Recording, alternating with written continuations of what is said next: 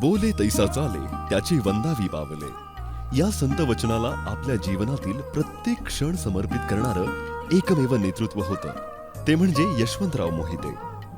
शेतकरी कष्टकऱ्यांसाठी अहोरात्र झगडणारं झुंजार नेतृत्व होतं ते फक्त यशवंतराव मोहिते. आणि ज्यांच्या प्रत्येक शब्दाला लोकशाहीची मूल्य आणि समाजवादाचा खणखणीत आवाज यायचा ते लढवय्य नेतृत्व होतं ते म्हणजे यशवंतराव मोहिते. अनेक प्रसंगात या नेतृत्वाचे पैलू दिसतात.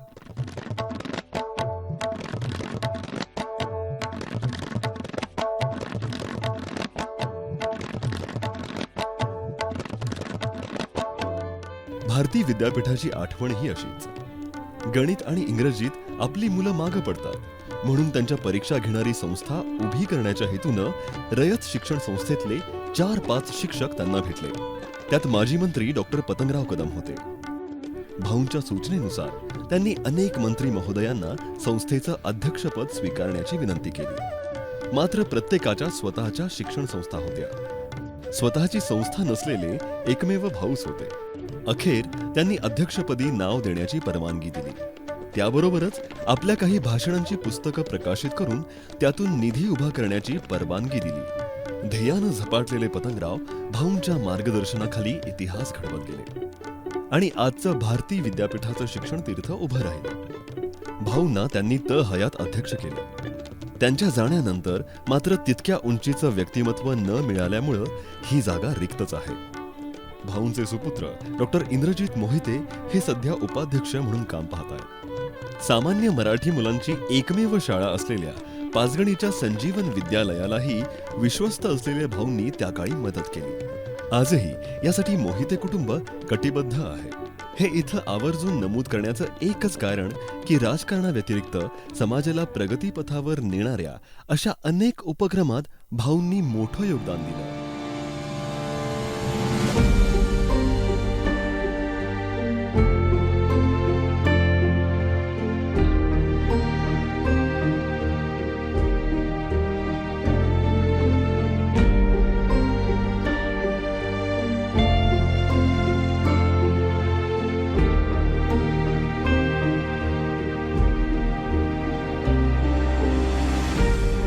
या वाटचालीत सर्वात महत्वाचा टप्पा होता तो कृष्णा सहकारी साखर कारखाना स्थापनेचा.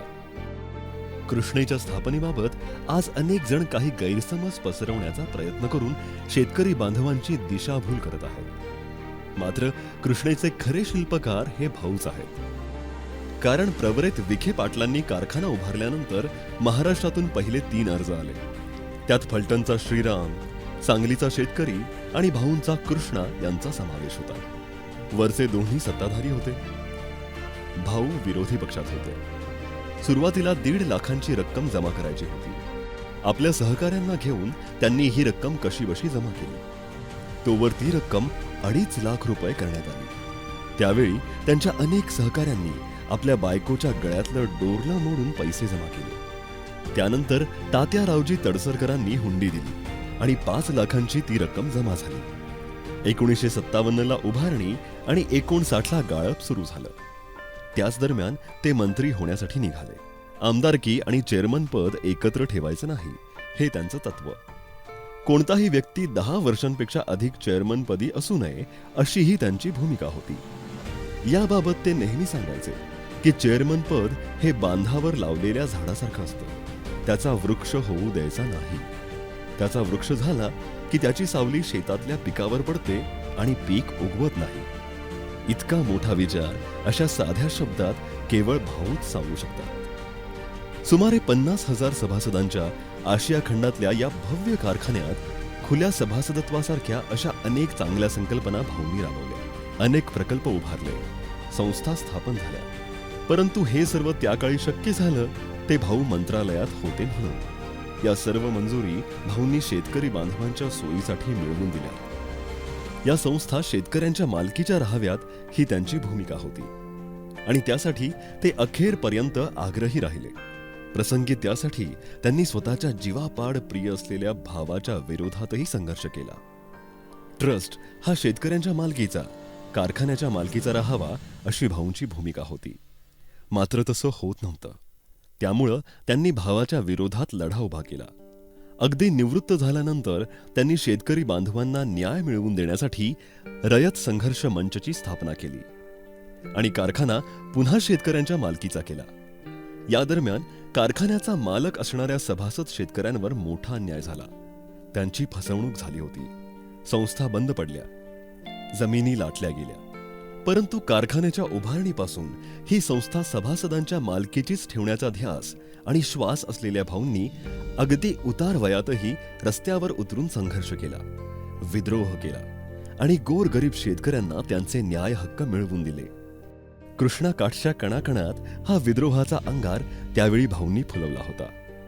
बोला तैसे चाले या शब्दांना जगणारा आणि जागणारा एकमेव नेता म्हणून त्या काळी हजारो लाखो शेतकरी बांधवांची संघटित शक्ती त्यांच्या पाठीशी उभी राहिली. अन्यायाच्या विरोधात त्यांनी रयत संघर्ष मंचचा झेंडा हाती घेतला.